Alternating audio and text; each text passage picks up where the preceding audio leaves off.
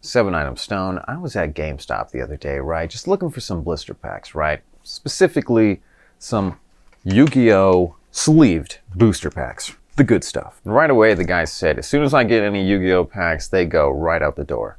As soon as I get them, they go out. And I haven't even been able to get them because, guess what? Yu-Gi-Oh! Is no longer being mass-produced. I was like, what are you talking about, dude? Who is this guy? Just some random GameStop guy? What does he know? Do you realize how much more I pay attention to Yu-Gi-Oh! In my mind than you do? Okay? I don't even know you, and I'm pretty sure I know more than you. But then I thought about it rationally, and I stopped before I said that. And I was like, okay, let's hear this guy out. Whoever he was, he seemed very quick-witted, very knowledgeable. He could have been the manager, so I'd take his word for it. All right? So he's got knowledge with distributors. You know, I've gone into GameStop. I've heard them talk shop, right? And you can't help but hear sometimes what these guys are saying, right? You know, you get a little bit of insight on what's going on behind the scenes, okay, within these retail businesses. And he said that, yeah, they're no longer mass-producing Yu-Gi-Oh! Products. Right now, boom, flips his screen around.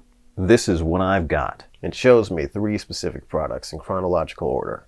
One was a Rarity Collection 2, just to show the most current available product. But the one next to it is what stuck out to me right away. It's the pre-order for the new Retro Pack 1 4-pack retail box that is scheduled to be released August 23rd, which completely skips over the most anticipated core set for 2024, Infinite Forbidden, because on the list right after the Retro Pack 1 is the Megaton. Okay, the 2024 Tin of Dueling Mirrors Megaton, scheduled for release on September 20th, and then after that, there's nothing. See that? Nothing. Okay? No Speed Duel, no Wave of Light boxes. They're not getting nothing. They're not getting all the extra crap. Okay? So, this is it for GameStop. Okay? I even asked him, is that really all you have lined up for the next few months? And he's like, yeah, unfortunately, that's all we got for the next few months. That's all I could see. I'm like, damn. Now I understand that GameStop is not the end-all and be-all of Yu-Gi-Oh! Or any card game for that matter. And I do acknowledge there are many criticisms, especially with its recent venturing into the high-end grading cards for mostly Pokemon, but other trading cards and sports cards as well. However, I don't think it's too hard to believe that with a sparse schedule like this, that there may have been a calculated decision and effort into shifting to a more downsized production of the Yu-Gi-Oh! TCG for retail locations specifically. Hobby and game shops are separate. They have always been the core of TCG products, with being the only physical outlet to obtain booster boxes. And yes, we'll sometimes get stuff that you see on retail shelves, but fundamentally, these two are completely separate outlets and have different products available for sale. More so now than ever with the retail exclusive products that act as a different vehicle to deliver new card sets to customers with a specified number of booster packs inside in its own cool little display box, such as the first 5-pack retail exclusive box for the 25th anniversary Rarity Collection 1, and then the 4-pack plus 1 token retail exclusive Legacy of Destruction box, as well as the most recent 3-pack tuck box for the 25th anniversary Rarity Collection 2 set. Speaking of which, the Rarity Collection 2 3-pack tuck box is the only other way to get your hands on the Rarity Collection 2 set itself other than buying one of the overpriced booster boxes that is overpriced. Okay, they did not make Rarity Collection 2 available in the sleeved blister packs like they did for the Rarity Collection 1. You cannot get this in this form. Okay, did not get the blister pack treatment like almost every TCG set for Yu-Gi-Oh! Has had, aside from the specialties in the gift set. And somewhat solidifies the idea that there is a cutback of some sorts. Products like the retail exclusive boxes are like experiments on how the TCG can package sets differently for the foreseeable future, particularly with these sleeved blister packs. These sleeved blister packs and the abundance of them on shelves is an indicator of the mass production that took place during the manufacturing stage. The decision to make a lot of these, okay, a lot of Wild Survivors and a lot of Valiant Smashers was made. And all this that I'm talking about and referring to is in regards to the Western market that I know and am a part of. North America is easy for me to track. Other places not so much. But what I can gather from online, my research. South America, Europe, and other territories that follow the TCG get everything the same except for the actual sleeved blister packs. Okay, the production of these is much different depending on where you're at. This product varies in availability in places outside of North America. Reality check. For places in Europe that are primarily English speaking, there have been 20-count blister pack boxes on retail store shelves. I don't know what type of Walmarts you guys have, the equivalents, right, to the Americanos. Although this seems more common in some places than others because I could only find a few people on YouTube doing this. Okay, like literally I can only find like one guy that's opening these type of blister packs. Shout out to that guy. That guy. To me, those 20-count blister packs on retail stores, if you're lucky to find them, that's not a consistent enough product for me. Now, more often what I'll actually see is 2 or 3 pack tuck boxes. This seems to be the more common way of obtaining new sets instead of individual blister packs. Again, at least that's what the curved internet filter searching showed me. Okay, that it's very sparse to find random sleeve blister packs, okay? So with all that said, the majority of what I see outside of North America is that people are buying those 2 to 3 pack tuck boxes and other specialty products from their local retail stores if they don't have game shops. And if they do have game shops, then they typically just buy booster boxes, as you would. Maybe structure decks, gift or tin sets like Magnificent Mavens or the Megatins, the Battles of Legend, Chapter 1 boxes, that type of stuff. Or Speed Duel boxes. Okay, Speed Duel products, right? Which during the making of this video and writing this script was rumored to have Speed Duels being canceled in Brazil because one distributor had a video where he was talking about it was only one more Speed Duel product guaranteed. That may be because they're making room for a new product. Okay, these weird and wild quotes and the video's deleted.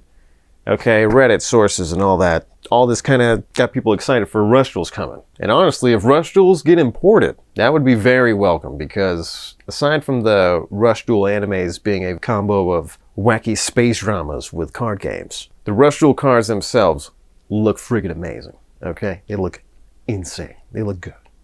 Okay? Very nice. Skeptical at first? Very excited now. And it would sell well.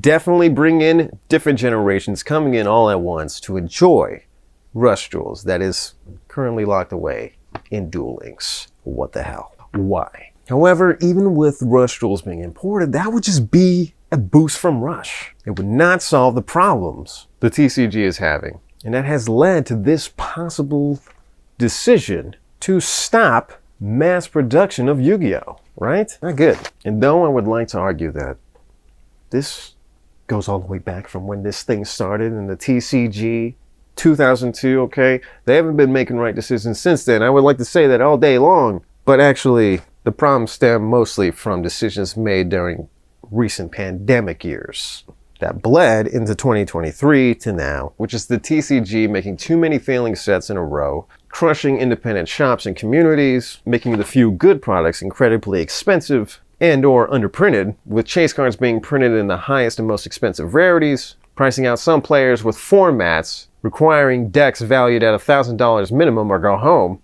and even pricing out collectors with making a shitty Blue Eyes card $600 arbitrarily, irrationally. And your favorite Yu-Gi-Tuber would argue things are fine. People just like to complain. Yu-Gi-Oh! Has always been expensive. Attendance numbers are up. How could Yu-Gi-Oh! Be dying? And it's not that Yu-Gi-Oh! Is dying. Okay? It's in survival mode. See that? It's just slowing down and going into survival mode.